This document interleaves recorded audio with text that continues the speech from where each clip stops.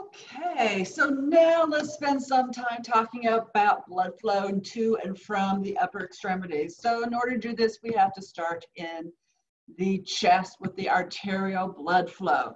So coming off the brachiocephalic trunk, we have the right subclavian artery, and coming off the arch of the aorta distally, we have the left subclavian artery.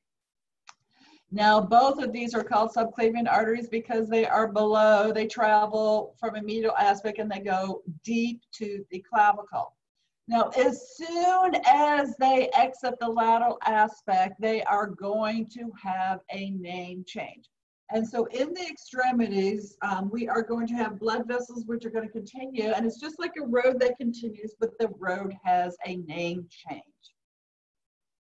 So, coming off the subclavian artery, refreshing your memory, going superiorly, we have a vertebral artery on each side, and going inferiorly, we have an internal thoracic artery.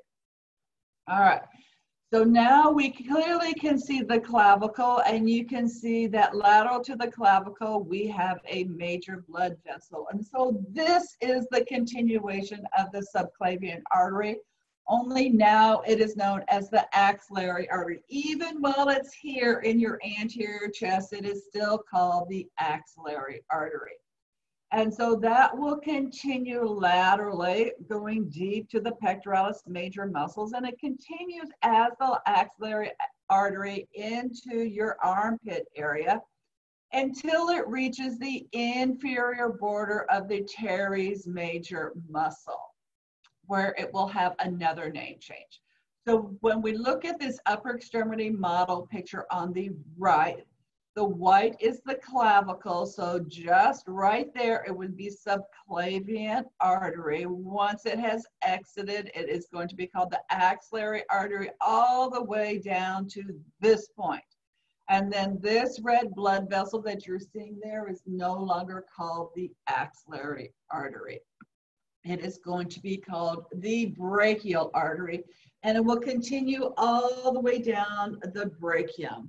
And at some point near the antecubital crease or in the upper forearm, it will branch. And there's two big branches, but in reality, there is a third branch, which you can see, which goes between the two bones, but we're not going to learn about that branch. So the branch that is lateral, in other words, goes superficial to the radius, is known as the radial artery. And then the other branch, which lies superficial to the ulna, is known as the ulnar artery. And what is very interesting, when they get down to the palm of your hand, they're actually going to form an arch from which you're going to have branches going to your digits. So that's it for the arterial blood supply. Now, the venous blood flow in the extremities is more complicated in that we have two areas of venous blood flow. We have a superficial venous system which will eventually drain into the other system, which is a deep venous blood flow. So look at the pictures in your textbook carefully, because they're usually using two different shades of blue to represent superficial from deep. Because it's important that you understand which is in which system and how they drain. And so when you are looking at muscular people's forearms and you're seeing all those veins, what you're looking at is the superficial system. So where I want to start first is a weird place, which is the inside of your elbow area here at this crease. And this area of your body is known as the antecubital area. And this is the normal place for getting a needle stick for a blood draw.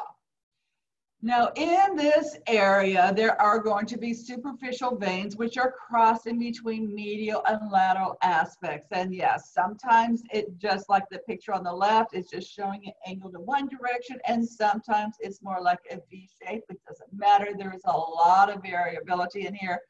But no matter what it looks like, the name of this vein is the median cubital vein. So it's in the cubital, meaning elbow. So it's in the elbow area. And what is connecting are the two superficial veins, one which is medial and one which is lateral. So let's start first with the medial one.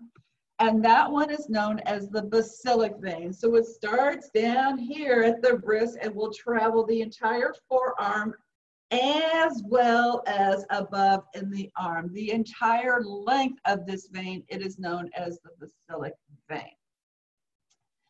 Now looking laterally in the forearm, you clearly can see that we have another vein which parallels the basilic vein for a lot of its pathway, and that is known as the cephalic vein.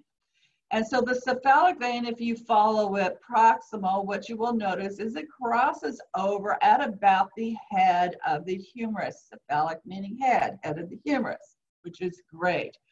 And then it is a superficial vein that travels in a groove between the pectoralis muscle and the deltoid muscle, in a groove between the muscles. So it's clearly seen superficially right about here, and then it just before it gets to the clavicle, it's going to dive deep to the fascia to jump into the deep venous system.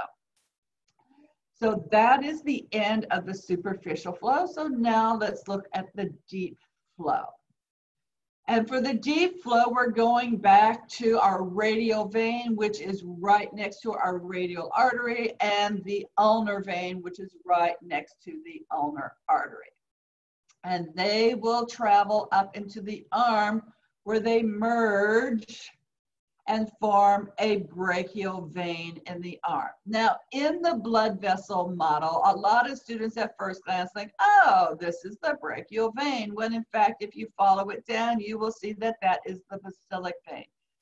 You are not seeing most of the brachial vein. You're only seeing this little portion. So the model doesn't show most of the brachial vein, just like it doesn't show the radial and ulnar vein. So this little nubbing right here is the brachial vein. Once it travels proximal to the inferior border of the teres major muscle, it is going to be known as the axillary vein, which will continue as its name until it hits the lateral border of the clavicle. So the landmarks for name change for the veins are exactly the same as they were for the arteries. So going back to this model, on the right side of this model where the arrow is, you can see that this is a vein down here in the armpit. That is the axillary vein. Whereas on the left side of the model, you can see that that is a superficial vein. So that is the cephalic vein. So do not get the two confused. One is superficial, one is deep. So what do they have to do with each other?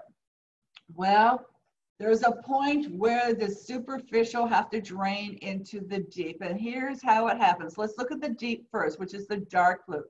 Here's your brachial vein, and then at the inferior border of the teres major is going to become the axillary vein, and then once it hits the clavicle, it will become the subclavian vein. So the basilic vein actually here will dive deep. I know they're showing it dark blue, and that's because it's gone deep below the fascia. But here is where it is the first blood vessel that drains into the axillary vein. So it's not draining into the brachial vein because it's above the level of the teres major. As you can see, it was quite high before it dove deep. Oh no, sorry, excuse me, that was the cephalic vein. So that brings me to the cephalic vein, which actually is the very last vein that drains into the axillary vein just before it's called the subclavian vein. So yes, it's quite high before it dives deep. So that's why it's the last one. And then after that, we have the subclavian veins, which will take us to brachiocephalic veins and the superior vena cava. Also refresh your memory that the internal thoracic vein will drain into the subclavian vein, as will the vertebral vein coming from above. And with that, we are done with all the blood vessels above the level of the diaphragm. Thank you. And so practice your blood flow pathways. Like say, I want to get to the pinky finger, or I'm starting at the thumb and getting back to the heart.